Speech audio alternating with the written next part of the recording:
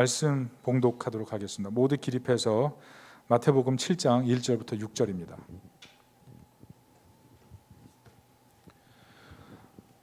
제가 먼저 1절을 읽도록 하겠습니다. 비판을 받지 아니하려거든 비판하지 말라. 너희가 비판하는 그 비판으로 너희가 비판을 받을 것이요 너희가 헤아리는 그 헤아림으로 너희가 헤아림을 받을 것이니라. 어찌하여 형제의 눈 속에 있는 티는 보고 내 눈 속에 있는 들보는 깨닫지 못하느냐. 보라, 내 눈 속에 들보가 있는데 어찌하여 형제에게 말하기를 나로 내 눈 속에 있는 티를 빼게 하라 하겠느냐. 외식하는 자여, 먼저 내 눈 속에서 들보를 빼어라. 그 후에야 밝히 보고 형제의 눈 속에서 티를 빼리라. 거룩한 것을 개에게 주지 말며 너희 진주를 돼지 앞에 던지지 말라. 그들이 그것을 발로 밟고 돌이켜 너희를 찢어 상하게 할까 염려하라. 아멘. 자리에 앉아 주십시오. 비판을 떠나 별같이 빛나는 사람이 되려면, 이런 제목으로 하나님 말씀을 증거하겠습니다. 소크라테스가 그런 말을 했습니다. 비판 없는 사람은 살만한 가치가 없다. 비판이 그만큼 인생에서 중요하고 미래를 열어가는 하나의 척도가 될 수가 있다는 거죠. 비판이 필요할 때가 많습니다. 그렇지만 오늘 예수님께서는 다른 얘기를 하시죠. 비판하지 말라. 이게 무슨 의미일까요? 사실 15절 보면 예수님께서 거짓 선지자 주의하라 비판하셨거든요. 그래서 오늘 본문에 예수님의 그 비판하지 말라는 말은 판단에 대한 반대를 말씀하시는 것이 아니라 무자비한 비판을 금하신 그 말씀이 되겠습니다. C.S. 루이스가 전쟁은 마귀의 활력소라는 얘기를 했어요. 저는 비판도 이 전쟁과 비슷하다고 생각합니다. 우리가 비판할수록 마귀가 들끓기 시작하죠. 그래서 사랑을 끊어버리고 헌신을 끊어버리고 열정을 끊어버리고 우리 마음속에 기쁨도 사라지게 만들고 평화도 사라지게 만들지 않습니까? 최근 어떤 집사님을 우연히 만나서 같이 이야기를 나눴는데요. 자기 마음속에 통제되지 않는 기질이 있다는 거예요. 그 기질이 사람들과 조화를 깨트리고 사람들의 마음에 상처를 주고 그것이 자신에게 큰 갈등이 된다는 거죠. 여러분, 비판이라는 것이 너무나 유익한 것이 많지만 우리 삶에 잘못 사용되면 큰 고통과 아픔을 가져오는 거 아니겠습니까? 여러분, 예수님께서 우리로 하여금 어떤 비판, 어떤 입장에서 좀 더 지금보다 하나님께서 기뻐하시는 삶을 살길 원하셨을까요? 우리 간단히 살펴보면 먼저 우리는 하나님께서 보상을 하시기도 하시지만 보응하시기도 하는 분이라는 사실을 기억해야 합니다. 욥기 21장 31절에 보면 누가 능히 그의 면전에서 그의 길을 알려주며 누가 그의 소행을 보응하랴, 이런 얘기를 했어요. 고난당하는 욥에게 도와주려고 왔던 친구들이 도리어 욥을 궁극에 처하게 만들고 곤란에 처하게 만들지 않습니까? 결국 하나님께서 그 소리를 다 들으시고 나중에 욥의 친구들을 나무라시죠. 우리는 항상 하나님의 들으심, 하나님의 보응, 그것도 생각해야 된다는 것입니다. 오늘 1절 2절 보면 비판을 받지 아니하려거든 비판하지 말라. 너희가 비판하는 그 비판으로 너희가 비판을 받을 것이요 너희가 헤아리는 그 헤아림으로 너희가 헤아림을 받을 것이니라. 우리가 다 나름의 헤아림이 있지 않습니까? 그 헤아림으로 말미암아 하나님께서 때로는 보상을, 때로는 보응을 우리에게 베푸실 수 있다는 것을 기억하고 겸비해야 한다는 것이죠. 여러분, 우리가 잘못된 비판을 그래서 하지 않기 위해서는 자신의 허물을 깨닫는 영적인 민감함이 있어야 됩니다. 조나단 에드워드가 겸손은 사단의 시험 밖에 우리를 두게 만든다, 이런 얘기를 하지 않아요? 늘 겸손히 허리를 낮추고 하나님께서 무엇을 원하실까를 생각해 봐야 되는 것입니다. 오늘 3절 4절 보면 어찌하여 형제의 눈 속에 있는 티는 보고 내 눈 속에 있는 들보는 깨닫지 못하느냐. 보라, 내 눈 속에 들보가 있는데 어찌하여 형제에게 말하기를 나로 내 눈 속에 있는 티를 빼게 하라 하겠느냐. 우리는 비판할 것이 보일 때가 상당히 많잖아요. 그러나 그때일수록 내 허물을 먼저 보는 그런 겸손함이 필요하다는 것입니다. 바울이 어떻게 합니까? 바울이 예수 믿고 나서 사도로 헌신하면서 맨 처음에 고린도전서 썼을 때 어떻게 표현합니까? 사도 중에 지극히 작은 자, 사도라 칭함을 받기에 감당치 못할 자, 내 죄, 이 죄에 대한 하나님 앞에서의 그 임재 앞에서 자신의 허물을 향한 아주 냉정하고 냉철한 관찰이 있었다는 거죠. 그리고 나서 5년이 지난 후에 에베소서를 썼는데 이렇게 표현합니다. 모든 성도 중에 지극히 작은 자보다 더 작은 나. 자신에 대해서 자신이 사도로서 많은 교회를 세우고 많은 성도를 양육했지만 그런 어떤 사람보다 더 작은 자신이 작은 나가 작은 사람이 바로 자신이란 얘기를 하는 거죠. 그리고 죽기 전에 썼던 디모데 전서 뭐라고 그럽니까? 죄인 중에 괴수. 디모데 후서를 쓰고 마지막 순교했지만 이 디모데 이 목회 서신에 보면 죄인 중에 괴수라고 자기를 표현하지 않습니까? 시간이 지날수록 한없이 낮아지고 시간이 지날수록 자신의 죄에 대한 아주 깊은 인식을 통해서 한없이 겸손한 모습으로 서 있더라는 거죠. 이것이 어떻게 가능합니까? 그의 끈질긴 하나님 앞에서의 기도의 시간, 그 기도를 통해서 자신을 돌아보고 영적인 민감성을 회복해서 이웃의 허물을 바라보기보다 나의 허물을 먼저 바라보는 그런 관점을 늘 유지하고 있었다는 것입니다. 그래서 사도 바울이 서신서마다 강조한 게 무엇이냐면 나를 위해 기도하라. 특별히 에베소서에는 대놓고 얘기하잖아요. 나를 위해 기도하라. 나를 위해. 여러분 사도 아닙니까? 교회 세운 사람 아닙니까? 존중받는 사람 아닙니까? 약한 모습 보여주는 게 쉽지 않죠. 그러나 나를 위한 기도가 나는 너무나 필요하다. 언제든지 영적인 민감성을 가지고 하나님 앞에 서야 되기 때문에 그런 마음으로 성도들에게 기도를 요청했다는 거죠. 여러분 혹시라도 이웃에 대한 비평의 마음이 있습니까? 원망의 마음이 있습니까? 판단의 마음 때문에 마음의 영성이 계속 죽어가고 있는 상태는 아닙니까? 다시 기도의 불꽃을 타오르고 또 다른 사람들에게 기도를 요청해서 기도가 살 때 우리 신앙이 회복이 되는 것입니다. 성 프란체스카의 그 평화의 기도가 있지 않습니까? 오 주여 저를 주님의 평화의 도구로 삼아 주소서.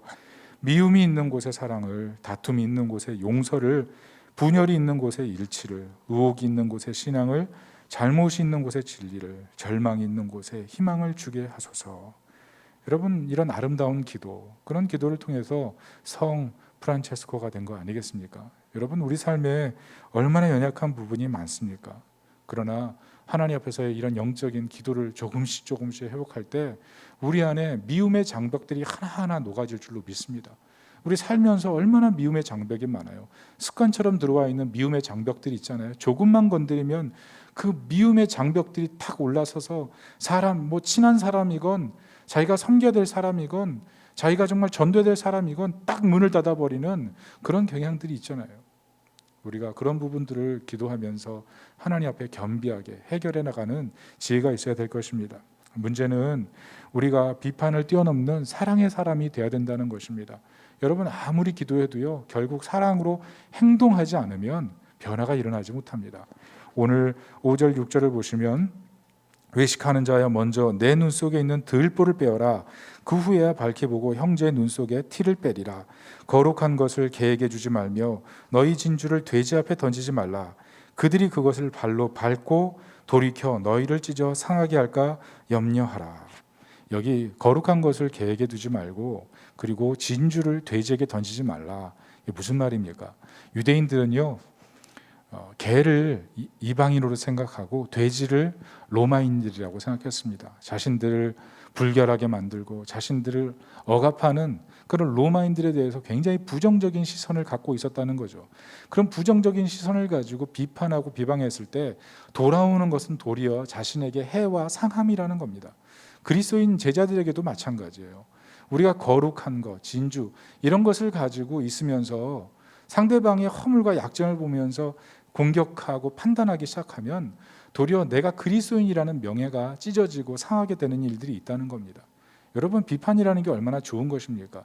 때로는 정말 올바른 결정을 내리게 만듭니다. 그러나 잘못된 비판을 위한 비판은 도리어 자신의 영혼을 상하게 만들고 자신의 삶을 찢어버리게 만드는 그런 결과가 따라온다는 거죠. 그래서 우리는 남의 티를 바라보는 사람이 아니라 자신의 들보를 바라보면 진정한 변혁적인 사랑의 모습으로 살아야 된다는 겁니다. 내가 어떻게 하면 더 사랑할까? 내가 더 어떻게 하면 더 이해할까? 내가 어떻게 하면 더 섬길까? 이런 모습이 사실 필요한 거 아니겠습니까? 여러분 우리가 어떻게 하면 비판을 버리고 좀 더 사랑하며 살 수 있을까요? 두 가지를 얘기하겠습니다. 이중잣대와 잘못된 습관을 버려야 됩니다. 여러분 이중잣대 잘 아시죠? 직장에 옛날 출근할 때 이런 말이 있었지 않습니까? 출근 시간을 어기면 욕먹고 퇴근 시간을 지키면 욕먹고. 무슨 말이에요? 오나가나 욕먹는 거죠. 출근 시간 때 늦게 왔다고 욕먹고, 퇴근은 좀 정시에 가면 또 욕먹고. 그래서 결국은 사람이 자기 이익에 따라서 모든 걸 결정하는 거예요. 자기 이익에 부합하면 칭찬하는 거고요, 자기 이익에 조금만 안 맞으면 무조건 비판하는 거예요. 사람이 그렇습니다. 아무리 선한 사람도 자기 이익 중심으로 이중잣대 갖고 사는 거예요. 또 하나 잘못된 습관은 어떻습니까? C.S. 루이스가 쓴 스크루테이프의 편지를 보면 거기 습관을 지적하는 내용이 나옵니다. 그것을 보면서 제가 좀 많이 도전받고 저도 돌아보게 됐는데, 이런 내용입니다. 자녀나 배우자의 영혼을 위해 기도할 때는 그렇게 혼신의 힘을 위해서 기도하면서 실제로 자녀와 배우자의 모습을 실제로 볼 때는 아주 득달같이 달려들어서 허물을 공격하고 공박하는 그런 사람들의 습관이 있다는 거예요. 기도할 때와 현실의 삶의 습관이, 태도가 완전히 다른 그런 잘못된 습관이 있다는 겁니다. 또 어떤 사람은 사람의 어떤 기분 나쁜 표정을 머릿속에 기억하고 있다가 어떤 사람이 그 표정을 지으면 그 사람과 연결을 시켜서 그 사람이 그런 감정을 갖고 있다고 오해하는 습관이 있다는 거예요. 안 좋은 표정을 지으면 일부러 그런 표정을 지었다고 생각하면서 상대방을 멀리하는 그런 사람의 마음의 습성이 있다는 것입니다. 특별히 가정에는 어떻습니까? 가정에는 특별한 상황에서 특별한 말이 특별한 가정의 불편함으로 올 때가 있습니다. C.S. 루이스의 말을 빌어하면 상대방의 얼굴을 정면으로 주먹으로 치는 것 같은 그런 통증을 일으키는 특정한 상황에서의 특정한 말이 가정에서 증오를 일으킨다는 거죠. 그런 것이 삶의 습관이 되면 가정이 얼마나 불편하고 어려운 것이 되겠습니까? 또 그런 분들이 있어요. 자신이 한 말에 대해서는 한없이 관대합니다. 그런데 상대방이 한 말에 대해서는 꼬치꼬치 숨은 의도까지 파악하고 전후 맥락 파악하고, 그리고 그 사람이 말한 그 톤의 그 어조까지 분석을 해서 상대방이 무슨 얘기를 무슨 의도로 얘기했는지를 밝혀내라고 꼬치꼬치 캐묻는 그런 습성들, 그것도 잘못된 습관이라는 거죠. 자기가 말할 때는 한없이 관대하고 상대방이 말할 때는 한없이 서운해하고, 이런 것도 습성이라는 거죠. 분명히 문제가 있는데 그 문제에 대해서는 하나도 책임지려고 하지 않는 그런 것도 다 습관이라는 겁니다. 이런 잘못된 습관들이 있을 때 결국 돌아오는 게 뭡니까? 한없는 상처예요. 한없는 상처. 결국 비판이 있는 곳에 상처가 있고 비판이 있는 곳에 평화가 다 산산이 부서져 버린다는 것입니다. 옛날에 이런 얘기가 있었죠. 어떤 독립운동가가 죽어서 천국에 가서 하나님 앞에 울며 기도했대죠. 하나님, 우리나라가 잘 돼야 되는데 우리나라에게 과학자가 없습니다. 하나님, 우리나라에 힘 생길 수 있도록 과학자를 주십시오. 퀴리 부인 같은, 에디슨 같은, 갈릴레오 같은, 뉴턴 같은, 아인슈타인 같은 그런 사람을 주십시오. 그리고 죽었대요. 아니죠. 이미 천국에 간 거니까 죽은 게 아니죠. 그리고 하나님 앞에서 그렇게 간청하고 이제 하나님 나라 갔는데 나중에 하나님이 어떻게 하셨나 보니까 정말 그 사람을 한국에 보내주신 거예요. 그래서 너무 기뻤는데 잠시 보니까 모두 실업자라는 거예요. 모두 실업자. 그래서 왜 실업자가 됐나 봤더니 에디슨은 초등학교 안 나와서 실업자. 뉴턴은 그 학문적인 이해를 이해할 수 있는 교수가 없어서 실업자. 퀴리 부인은 이미지가 안 좋아서 실업자. 갈릴레오는 자꾸 시비를 걸어서 실업자. 아인슈타인은 수학만 잘해서 실업자. 저는 이게 사실 우스개 얘기지만 우리나라 사회의 그 단편을 보여주는 것이 아닌가. 비판하고 상대방이 허물이 있으면 그것 가지고 그냥 꼬투리 잡아서 아무것도 못하게 만드는 그런 사회. 이것이 우리나라 사회, 그 개바구니 사회라고도 하고 엽전이라고도 불릴 만큼, 냄비라고 불릴 만큼 우리나라의 연약한 모습들이 있지 않습니까? 그것이 우리 삶의 습성으로 배워서 삶에 나도 모르게 드러나는 거예요. 오늘 유대인들이 이방인과 로마인들을 개돼지라고 부르면서 선을 긋고 자신의 빛을 잃어버리는 것처럼 우리도 얼마든지 그런 삶을 살아가고 있다는 거죠. 빛을 잃어버리는 삶. 디즈니에서 최근에 그 크루엘라라는 그런 영화를 만들었죠. 제가 그걸 우연히 이렇게 보게 됐습니다만 그 영화에 참 인상적인 장면이 많더라고요. 그 영화에 보면 한 여성이 나오는데 두 가지 성격을 가졌습니다. 에스텔라의 성격과 크루엘라. 에스텔라는 그 에스더에서 나온 말이에요. 에스더가 별이란 뜻이죠. 에스텔라, 희망의 여인, 별처럼 빛나는 아름다운 여인. 그리고 크루엘라는, 크루울이 그 십자가 고난을 얘기하거든요. 그래서 크루엘라, 여성형 어미인데 그 크루엘라가 되면 아주 잔인한 여자, 고통의 여자 이렇게 해석이 되는 겁니다. 한 여자가 두 가지 모습을 갖고 있는 거예요. 희망과 절망을 동시에 갖고 있는 거죠. 그것은 왜냐하면 어릴 때부터 큰 상처가 있었기 때문에 그렇게 살 수밖에 없었습니다. 그런데 어느 날 결단하죠. 나는 복수하고 살 거야. 그 순간 완전 크루엘라가 되는 거예요. 여러분, 우리 마음속에 과거의 상처가 어떻든 현재 우리가 비판하기로 결정하는 순간 우리는 에스텔라에서 얼마든지 크루엘라가 될 수가 있는 거예요.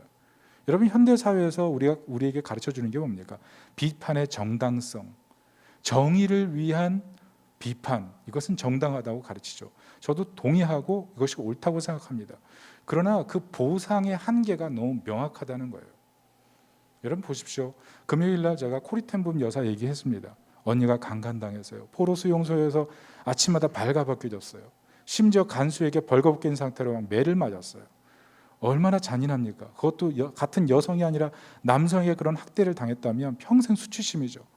포로 수용소에서 벗어나서 마음속에 인간적으로 복수심 생겨야 되는 것 아닙니까? 그런데 코리텐범 여사가 자신을 찾아온 그 간수를 향해서 용서를 선포했다는 것. 여러분, 현대 사회의 어떤 그런 인문학적인 관점에서 보면 그게 불가능하죠. 왜냐하면 비판을 통해서 정의를 세워야 되는데 그 정의의 관점을 보면 어떻게 그게 용서가 됩니까? 쉽지가 않은 문제라는 거죠. 그래서 우리는 비판이라는 것이 굉장히 어떻게 보면 현실 사회에서 굉장히 필요한 사회적인 요청이긴 하지만 진정한 정의를 세우고 완전한 회복을 일으키는 데는 한계가 있다는 것입니다. 그 크루엘라의 영화에 보면 마지막 장면이 그거예요. 마지막 장면이 뭐냐면 얘기해 주긴 곤란한데 그 마지막 장면이 크루엘라가 자기 집 이름을 바꾸는 걸로 끝납니다. 그 이름이 뭐냐면 헬홀이에요. 헬홀. 지옥이에요. 지옥. 여러분, 비판이라는 것이 사람을 어떻게 만듭니까? 비판 계속 해보세요. 자신의 영혼에 침울해지고요. 비판을 계속 해보세요. 자신의 삶이 지옥이 될 거예요. 비판이 정당하지만 그 정당한 비판을 가지고 올바르게 세우려고 계속 노력하다 보면 자신의 삶을 완전히 황폐화시켜 버린다는 겁니다.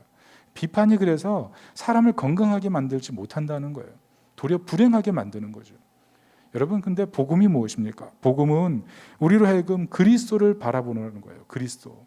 우리를 용서하시기 위해서 죽으신 그리스도를 바라볼 때 다른 사람의 허물을 바라보는 것이 아니라 더 이상 그 사람이 허물을 가지고 비판하는 사람이 아니라 용납하고 용서하는 사람으로 바뀐다는 거예요. 그래서 인생의 절망이 아무리 가득한 크루엘라라 하더라도 하나님 은혜 안에서 에스텔라로 바뀐다는 거죠. 그게 바로 복음의 능력이라는 것입니다. 그래서 복음이 무엇이냐 하면 예수님은 내 눈에 들보로 오셨다는 거예요. 우리는 내 눈에 들보 때문에 상대방의 허물을 계속 바라보고 비판할 거리만 찾죠. 내 눈에 들보를 보지 못하고. 그런데 어느 순간 우리가 발견하게 되는 게 뭐냐면 내가 상대방보다 더 추악하고 악한 죄인이라는 사실을 발견하는 거예요. 그 죄를 위해서 예수님이 십자가라는 들보에 달려 죽으셨다는 사실을 깨닫는 순간에 상대방의 허물을 보는 것이 아니라 예수님 달려 죽으신 그 십자가 들보를 바라보는 것입니다. 그래서 내 눈에 들보를 먼저 보는 거예요. 내 눈에 십자가를 먼저 바라보는 거예요. 그래서 상대방을 용납하고 용서하는 사람이 되는 것. 그게 바로 복음의 능력이라는 것입니다. 여러분, 우리 인생을 살면서 내 인생에 이 사람이 십자가야, 이 문제가 십자가야, 항상 십자가 탓하죠. 왜 이렇게 무거운 십자가 주셨나? 여러분, 그러나 예수님께서 우리에게 십자가를 지고 나를 따르라 하실 때 그 십자가는 뭐냐 하면 예수님의 공로를 얘기해요. 예수님의 공로를 붙들고 십자가를 지라는 거예요. 예수님의 공로를 붙들고 십자가를 지지 않으면 그 사람, 그 문제, 그게 너무 무거워서 벗어버리고 싶은 거예요. 그런데 예수님이 나를 위해 죽은 그 십자가를 생각하면 나도 모르게 끝까지 지고 갈 수 있는 힘이 생긴다는 거죠. 물론 사람도 십자가고 문제도 십자가지만 더 큰 우리 주 예수님이 지신 십자가를 바라볼 때 우리는 비로소 십자가를 온전히 지고 따르는 하나님 백성이 될 수 있다는 것입니다. 성 프란체스코가 여러분 나 환자 사역한 거 아시죠? 처음에 길거리에서 우연히 나 환자를 마주쳤다고 합니다. 그런데 성 프란체스코도 그때는 너무 두려웠대요. 여러분, 지금도 그 병이 웬만해서 고치기 어려운 병 아닙니까? 그런데 그 당시는 무조건 전염되면 뭐 손 떨어지고 팔 떨어지고 눈 떨어지고 코 떨어지고 그래도 통증을 못 느끼는 병 아니에요. 그러니까 다 피해 간 거죠. 격리한 거죠. 그런데 그 나한 자를 피해가는 프란체스코를 향해서 하나님께서 말씀하셨다죠. 나는 너를 위해 모든 것을 주었건만 너는 나를 위해 무엇을 주느냐. 그 심각한 도전 앞에 프란체스코가 가던 발길을 돌이켜서 그 나한 자를 손을 잡고 키스하고 섬겼다고 그러지 않습니까? 그래서 프란체스코가 나한 자 사역을 시작하게 됐다는 거예요. 여러분, 우리가 사람을 사랑하는 것에 있어서 예수 그리스도를 바라보지 않으면 진정한 사랑을 할 수가 없는 것입니다. 계시록 2장 2절부터 5절은 우리에게 그런 부분에 있어서 큰 도전을 준다고 생각합니다. 우리 다 같이 한번 읽어보겠습니다. 시작. 내가 내 행위와 수고와 내 인내를 알고 또 약한 자들을 용납하지 아니한 것과 자칭 사도라 하되 아닌 자들을 시험하여 그의 거짓된 것을 내가 드러낸 것과 또 내가 참고 내 이름을 위하여 견디고 게으르지 아니한 것을 아노라.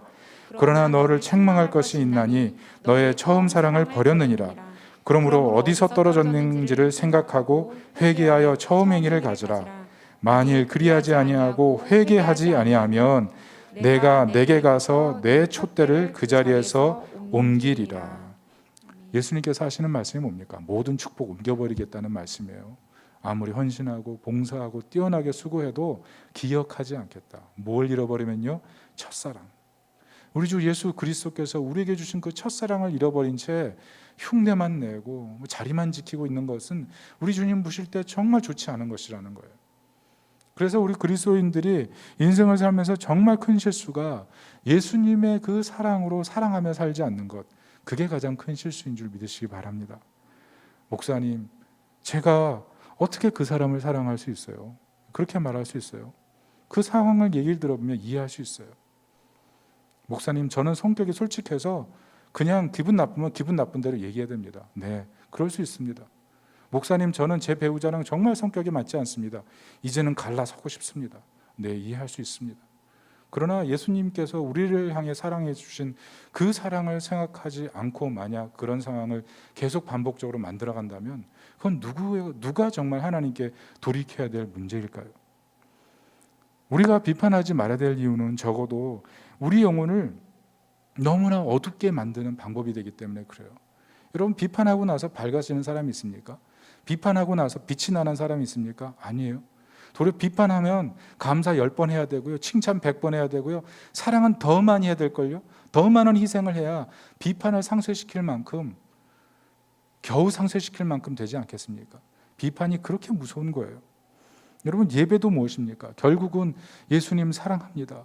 나의 진정한 들보가 되셔서 나로 하여금 이웃의 허물을 보지 않고 십자가를 바라보게 하신 우리 주 예수님, 나로 하여금 이 시간 주님을 사랑하며 예배합니다. 이게 바로 예배 아닙니까? 찬양은 뭐예요? 찬양도 마찬가지죠. 우리의 그 지저분한 입술을 벗어버리고 나의 비판하는 입술을 벗어버리고 나를 사랑하신 그 예수님의 사랑을 입술로 아름답게 표현하는 게 찬양 아니에요? 여러분, 설교자는 어떻습니까? 설교자는 뭐 항상 사랑이 가득한가요? 여러분, 설교자도 이게 쉽지가 않습니다. 왜 속상한 일이 없겠어요? 왜 미워하는 일이 없겠어요? 왜 비판하는 일이 없겠어요?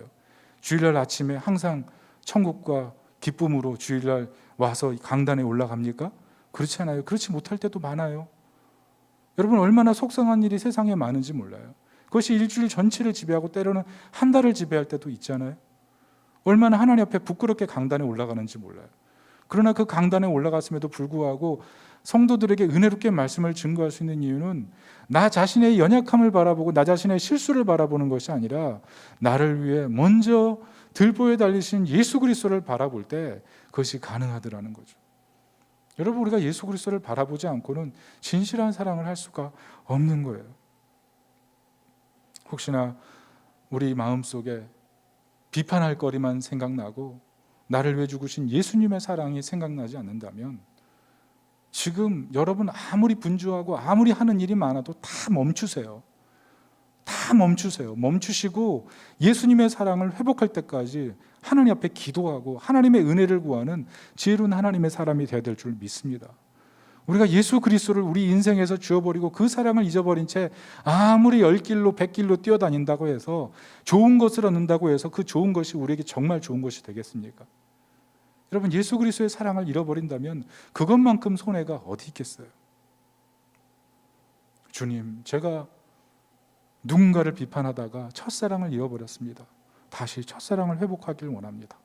그 마음을 가지고 하나님 앞에 설 수 있기를 예수님의 이름으로 축원합니다. 말씀의 결론을 맺습니다.